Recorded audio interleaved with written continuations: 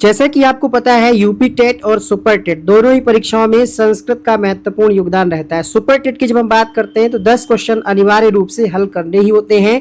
UP TET में ये विषय आप ऑप्शनल के तौर पे चूज करते हैं। आज की इस क्लास में 30 क्वेश्चन की प्रैक्टिस सेट रहने वाली है और 30-30 क्वेश्चन के हम आज की इस क्लास में 2 सेट आपको कराएंगे। तो कंप्लीट वीडियो को वॉच करिएगा और काउंट करते चलिएगा आपके कितने क्वेश्चंस यहाँ पर गलत हो रहे हैं। हमने आपसे वादा किया है कि 30 प्रैक्टिस सेट लगभग इसी तरीके से आपको कराएंगे और सारे क्वेश्चन आपको इन्हीं से पेपर में देखने को मिल जाएंगे।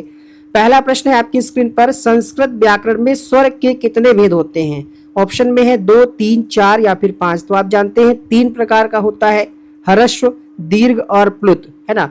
हरस्व वाला आप पढ़ते हैं जिसमें 1 पाई होती है और दीर्घ में 2 पाई होती हैं, और प्लुत में जैसे ओम लिखते हैं तो 3 पाई हो जाती है। ओम जब लिखा जाता है तो कुछ इस तरीके से ओम लिखा जाता है शुद्ध रूप वाला, तो इसमें ये 3 पाई को इंगित करता है। तो 3 प्रकार का होता है स्वर, ठीक है।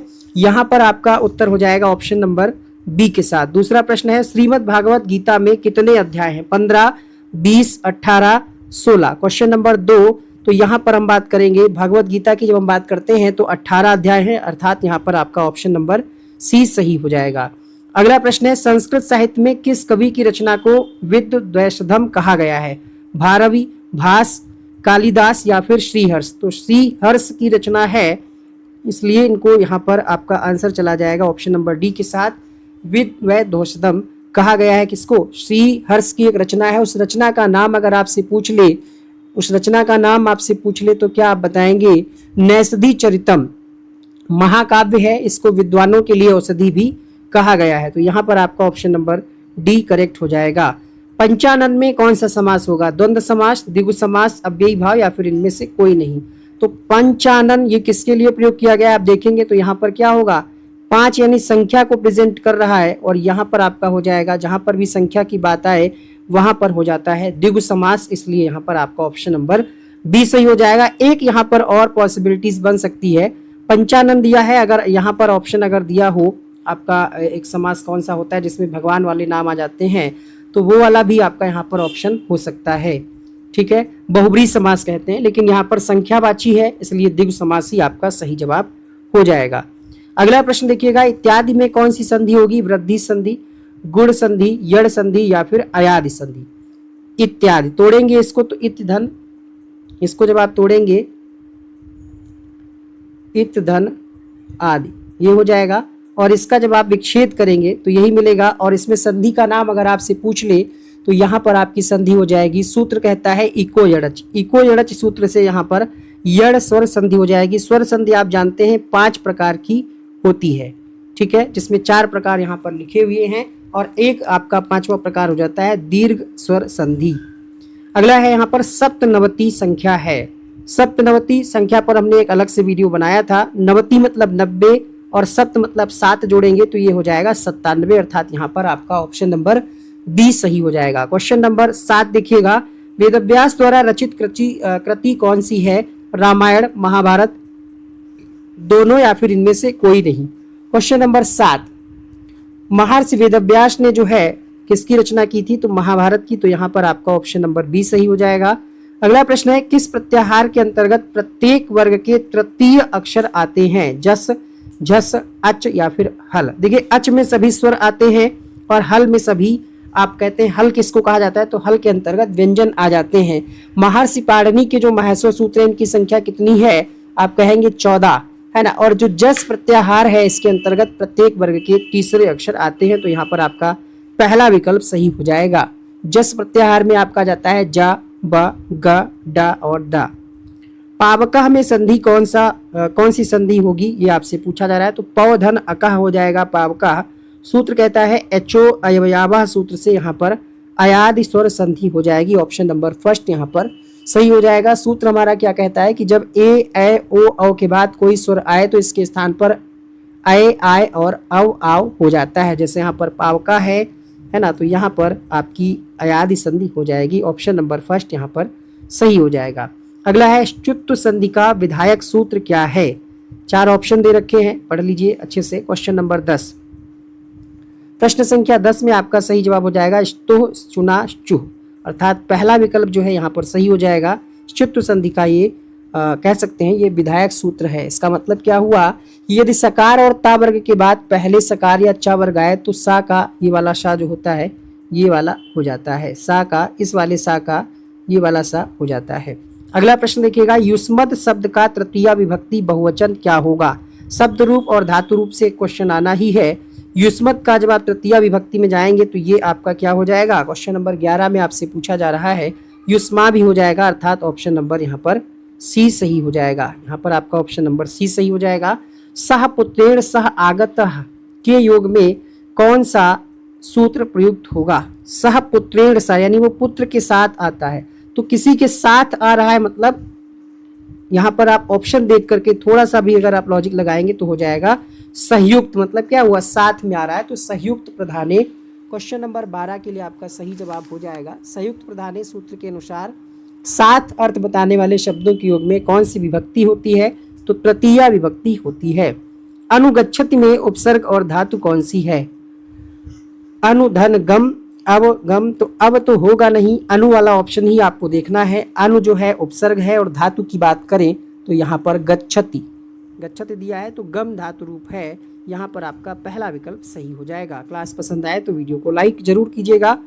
इसका उच्चारण स्थान आपसे पूछा जा रहा है, आपने सूत्र पढ़ा होगा अकुह विसर्जनीया नाम कंठः, है ना, और इचुशनायाम तालु आपने सूत्र पढ़ा होगा, याम गणना नाम नासिका चा और री तुलसा नाम दंता। ये सारे सूत्र हैं जिनसे आप उच्चारण स्थान का पता कर सकते हैं।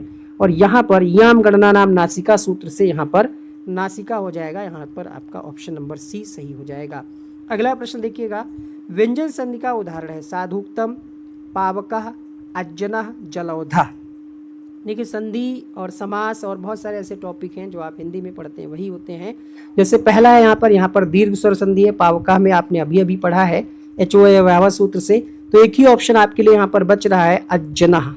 अज्जनः में कौन सी संधि होगी? तो ये व्यंजन संधि के अंतर्गत ही आप पढ़ते हैं, ठीक है, व्यंजन संधि के अंतर्गत ही ये हो जाएगा। और यहाँ पर अज्जना हो या फिर सज्जना हो, है ना, सज्जना भी अगर दिया हो तब भी ये व्यंजन संधि होगी, सत धन जना, तो यहाँ पर आपका ऑप्शन नंबर सी सही हो जाएगा। महाकवि कालिदास द्वारा विरचित नाटक कौन सा है? रघुवंशम है, कुमार संभवम है, मालविकाग्निमित्रम है या फिर मेघदूतम है। नाटक पूछ रहा है, ये सभी रचनाएं महाकवि कालिदास जी की ही हैं। और एक आपसे यहाँ पर पूछ रहा है कि कौन सा नाटक है, तो मालविकाग्निमित्रम जो है नाटक है। बाकी की अगर हम बात करें, रघुवंशम और कुमार संभव जो है ये महाकाव्य है और मेघदूत जो है ये आपका खंड काव्य है। तो यहाँ पर आपका उत्तर हो जाएगा ऑप्शन नंबर सी के साथ। अगला है छंदानुगत शिक्षण प्रणाली होती है पद्य की या फिर गद्य की, व्याकरण की या फिर कथा की, यानी छंद किसके अंतर्गत होते हैं ये आपसे पूछा जा रहा है। तो आप पढ़ते हैं रामायण में भी, वहाँ पर भी छंदों का प्रयोग होता है। और ये जो है पद्य की शिक्षण प्रणाली है, इसमें रस, छंद और अलंकार का भी प्रयोग किया जाता है, जिससे क्या है पंक्तियों के आधार पे सौंदर्य अलग से ही झलकता है। तो 17वें प्रश्न में आपका उत्तर हो जाएगा फर्स्ट ऑप्शन के साथ। रामायण में कितने कांड हैं पूछा जा रहा है आपसे, रामचरितमानस नहीं पूछ रहा है, रामायण पूछ रहा है। 7 कांड होते हैं, बाल कांड, अयोध्या कांड, किष्किंधा कांड, अरण्य कांड, सुंदर कांड और युद्ध कांड। तो यहाँ पर आपका विकल्प सही हो जाएगा ऑप्शन नंबर बी के साथ। क्वेश्चन नंबर 19, संप्रेषण का कार्य क्या है? संप्रेषण मतलब क्या? विचारों का आदान प्रदान, जिसको आप अंग्रेजी में क्या कहते हैं? कम्युनिकेशन। क्वेश्चन नंबर 19 में आपका हो जाएगा ज्ञानेंद्रियों का क्रियाशील होना, कामेंद्रियों का क्रियाशील होना, अनुभव करना, अर्थात डी ऑप्शन सही हो जाएगा। नासिका से उत्पन्न वर्णों की संख्या कितनी है? Question number 20। तो आपने अभी भी पढ़ा याम गणना नाम नासिका से, आपका उत्तर यहाँ पर क्या चला जाएगा क्वेश्चन नंबर 20 के लिए? तो क्वेश्चन नंबर 20 में आपका सही जवाब हो जाएगा 5 इनकी संख्या होती है। आप पढ़ते हैं अंगा, इया, णा, ना, मा, 5 इनकी संख्या हो गई। आगे बढ़ेंगे, अधिकरण में कौन सी विभक्ति है? षष्ठी, सप्तमी, पंचमी या फिर तृतीया। 21वें प्रश्न की बात करते हैं, अधिकरण में पर आपने पढ़ रखा है और 21वें प्रश्न में आपका उत्तर हो जाएगा अधिकरण में सप्तमी विभक्ति होती है। ऑप्शन नंबर यहाँ पर बी सही हो जाएगा। गमनियम में प्रत्यय कौन सा है? प्रत्यय की जब हम बात करते हैं तो आप जानते हैं कि एक होता है उपसर्ग और एक होता है प्रत्यय, है ना। यहाँ पर आपसे पूछ लिया गया है गमनियम, गमनियम। उत्तर हो जाएगा यहाँ पर आपका क्वेश्चन नंबर 22 के लिए अनियर प्रत्यय हो जाएगा। गम और अनियर, ठीक है। चाहिए के अर्थ में जब भी बात आए, चाहिए का अर्थ जहाँ पर निकले तो वहाँ पर आपका अनियर प्रत्यय हो जाता है। अगला प्रश्न है, संस्कृत व्याकरण में वर्णिक वृत्त छंद कितने प्रकार के होते हैं? प्रश्न संख्या 23। ठीक है, 3 प्रकार के होते हैं, समवृत्त, अर्धसमवृत्त और विषम वृत्त, अर्थात यहाँ पर आपका ऑप्शन नंबर बी सही हो जाएगा। क्रमशः मगड़, भगड़, नगड़, तगड़ तगड़ तथा 2 गुरु किस छंद में होते हैं? प्रहर्षणी में, मंद्राक्रांता में, शार्दूल विक्रीडित में, स्त्रंगधरा में। हो सकता है ये क्वेश्चन ना पता हो आपको, आपने ना पढ़ा हो, तो ध्यान रखिएगा। इस प्रश्न की बात करें, उत्तर हो जाएगा मद्राक्रांता में। ये एक प्रकार का वर्णिक छंद है, इसमें प्रत्येक चरण में 17 वर्ण होते हैं और यहाँ पर जो है गणों का क्रम निर्धारित होता है, मगड़, भगड़, नगड़, तगड़ और 2 गुरु। ये इसकी विशेषता ही है, इसको आपको याद ही करना पड़ेगा कि ये मंद्राक्रांता की ये विशेषता होती है। ठीक है, आगे बढ़ेंगे क्वेश्चन नंबर 25 के लिए। उपमेय उपमानस्य रोपो भवति, किसमें यानी उपमेय और उपमान का आरोप होता है, ये आपसे पूछा जा रहा है। भेद रहित आरोप होता है। उपमायाम उत्प्रेक्षाएं यानी उत्प्रेक्षालंकार, दृष्टांत या फिर रूपक, तो उत्तर हो जाएगा यहाँ पर रूपक, अर्थात 25वें प्रश्न में आपका डी विकल्प सही हो जाएगा। भाषा शिक्षण के प्रमुख कौशल कौन से हैं? तो आप पढ़ते हैं हिंदी में भी 4 कौशल होते हैं, सुनना, बोलना, पढ़ना, लिखना। सुबोपाली 4 कौशल मुख्य होते हैं। औचित्य का विपरीतार्थक शब्द क्या होगा? अनौचित्य, सरल, कठिन या फिर इनमें से कोई नहीं। औचित्य शब्द का जो विलोम है वो हो जाता है अनौचित्य, अर्थात ऑप्शन नंबर फर्स्ट यहाँ पर सही हो जाएगा। अगला प्रश्न है, सर्वनाम शब्द नहीं है, यूयम, तौ, अपि, तस्मय। यूयम मतलब तुम सब, तौ मतलब वे दोनों, अपि मतलब भी। तो भी क्या है? भी एक अव्यय शब्द है, भी, अपि। ऑप्शन नंबर सी यहाँ पर सही हो जाएगा, बाकी सभी सर्वनाम है। 29वां प्रश्न देखिएगा, मिसमैच हो गया ये क्वेश्चन, स्किप करते हैं। 29 में क्या पूछ रहा था? उत्तम पुरुष से संबंधित सर्वनाम बताइए, ये आपसे पूछा जा रहा था। तो उत्तम पुरुष से संबंधित आपका होता है वयम, मध्य पुरुष से संबंधित युवाम होता है, प्रथम पुरुष से संबंधित सह होता है। क्वेश्चन नंबर 30 देखिएगा, अनुरूपम में कौन सा समास होगा?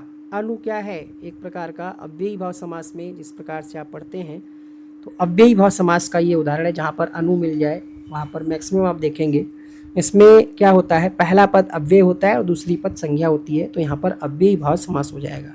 इन 30 क्वेश्चन में आपका क्या कुछ स्कोर रहा वो बताइएगा। और यहाँ पर एक दूसरा प्रैक्टिस सेट है जिसका पहला क्वेश्चन है, दंत वर्ण इसमें से कौन सा है, आपसे पूछा जा रहा है।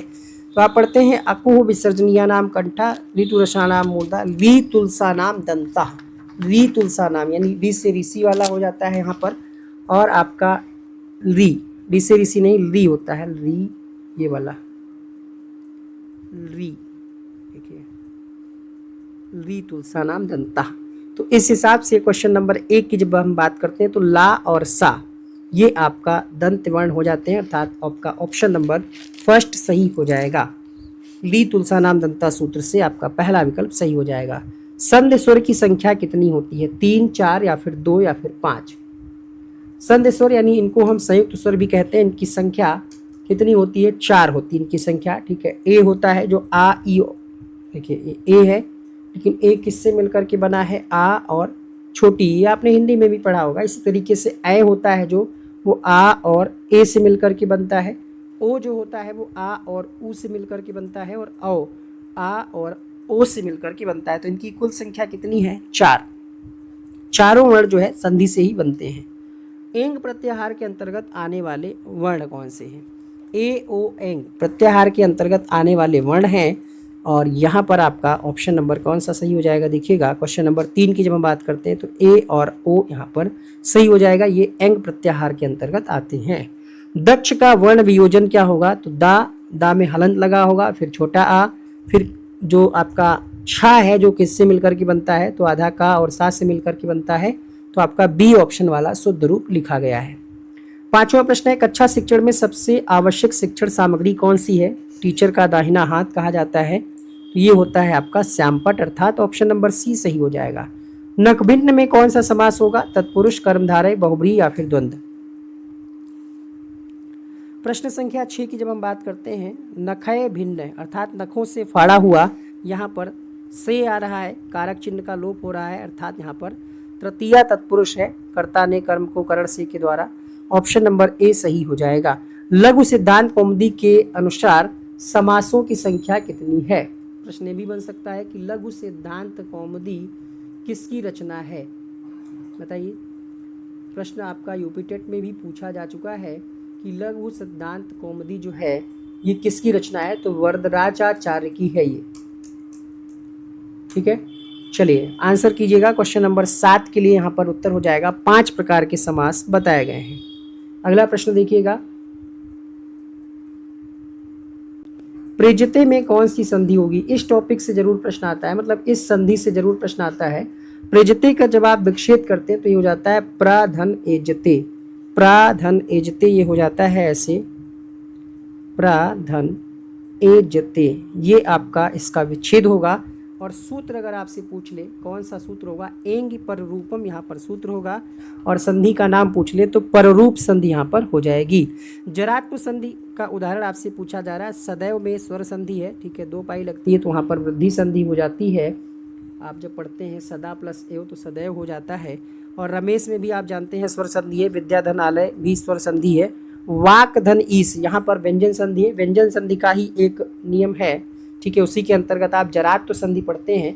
वाक धन ईस जब आप मतलब इनका विच्छेद के बाद जब इसका संधि होता है तो ये हो जाता है वागीस। व्यंजन संधि है, इसका सूत्र क्या कहता है कि किसी वर्ग के पहले वर्ण यानी का, च, ट, त, पा, इसका मेल किसी स्वर के तीसरे या चौथे वर्ण से हो, जैसा कि यहाँ पर हो रहा है, गा से हो रहा है।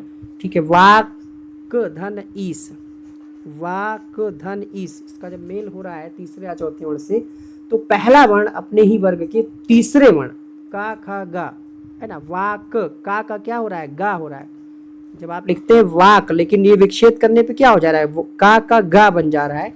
यही सूत्र हमारा कहता है कि तीसरे वर्ण में बदल जाता है और यही जरात्म संधि का उदाहरण है। अगला है यहाँ पर संप्रति, सीतम, प्रतिभात में अव्यय कौन सा होगा? सीतम, संप्रति, प्रतिभात या इनमें से कोई नहीं।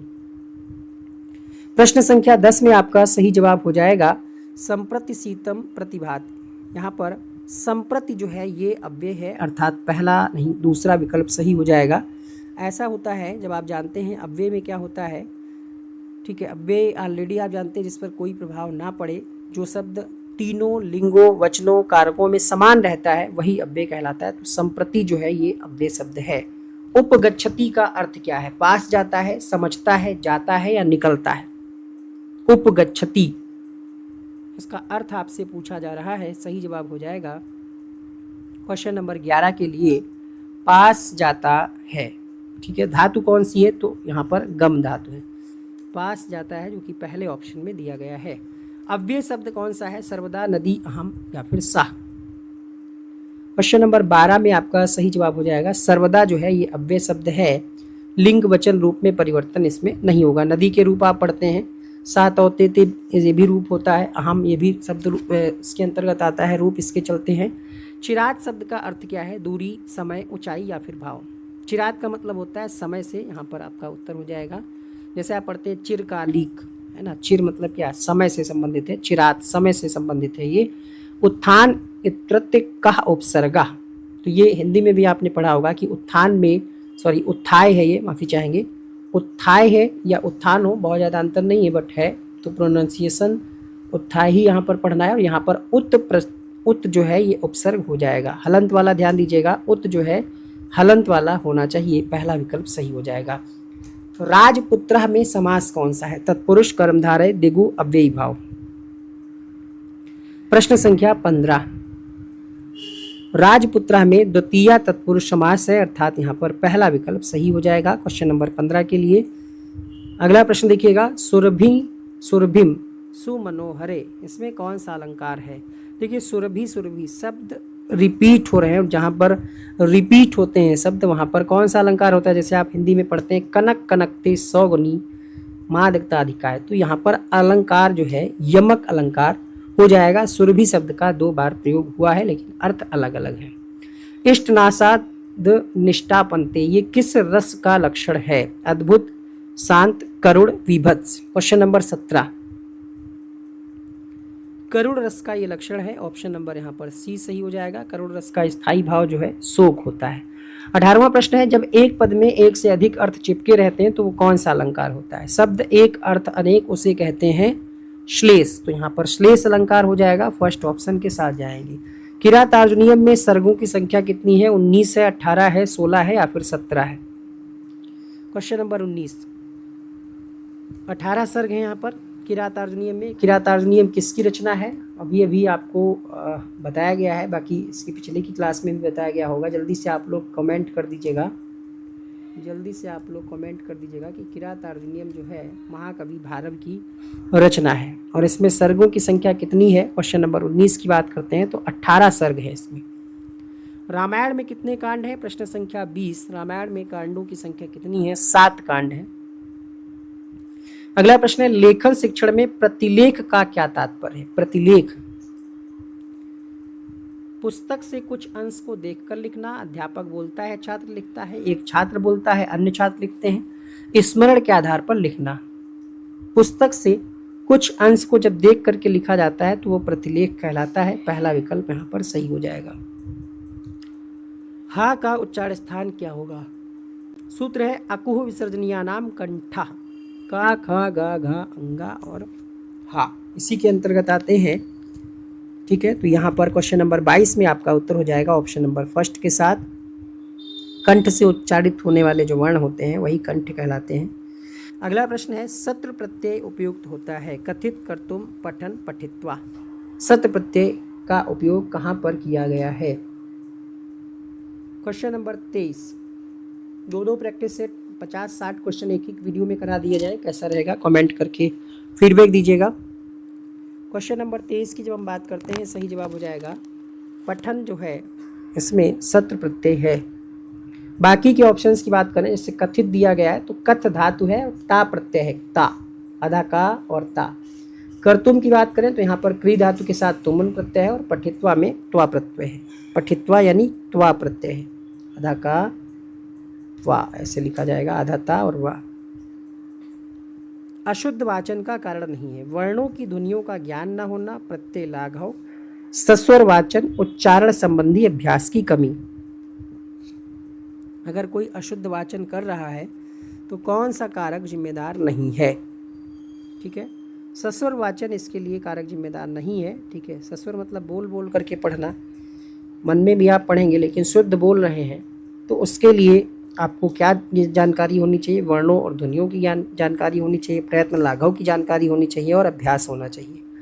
किस शिक्षण सूत्र के अंतर्गत उदाहरण प्रस्तुत करने के पश्चात नियम बताए जाते हैं? उदाहरण से नियम की ओर हम किस में चलते हैं? ये आपसे क्वेश्चन नंबर 25 में पूछा जा रहा है। उदाहरण से नियम की ओर हम जाते हैं, आगमन से निगमन की ओर। जैसे हमें संज्ञा पढ़ाना है तो पहले हम संज्ञा के उदाहरण बता दें, नाम किसी वस्तु का नाम, स्थान का नाम बता दें और उसकी फिर परिभाषा बता दें कि किसी व्यक्ति, वस्तु, स्थान के नाम को संज्ञा कहते हैं। नैनम छिदंति सत्राणि नैनम दहति पावका, इस अंश में किसका वर्णन है? तो आत्मा के बारे में ये पंक्ति कही जाती है। आत्मा को ना तो मारा जा सकता है, इस प्रकार से आपने पढ़ा होगा। 26वें प्रश्न में आपका सही जवाब हो जाएगा ऑप्शन नंबर फर्स्ट के साथ। आत्मा का वर्णन है, आत्मा को ना तो काटा जा सकता है और ना ही आग के द्वारा जलाया जा सकता है। अनुनासिक वर्णों की संख्या कितनी है? इसका उत्तर आप लोग जल्दी से तुरंत कमेंट करिए वीडियो रोक करके, क्योंकि आपको बताया गया है। चंद्रशेखर में समास कौन सा होगा? क्वेश्चन नंबर 28 तो बहुब्रीहि समास हो जाएगा, ऑप्शन नंबर डी के साथ जाएंगे। अभिज्ञान शाकुंतलम की नायिका का नाम क्या है? Question number 29।